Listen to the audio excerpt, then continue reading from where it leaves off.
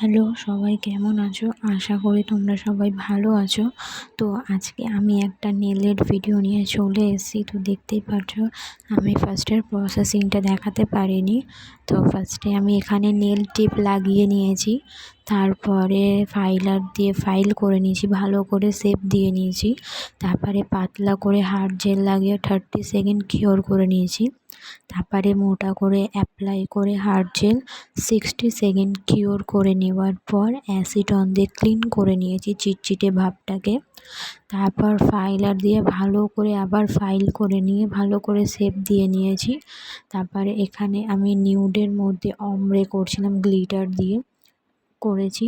তারপরে এখানে আমি মার্বেল আর্ট করছিলাম, তো মার্বেলটা ভালো হয়নি বলে আমি ওখানে আবার রোজ আর্ট করেছি।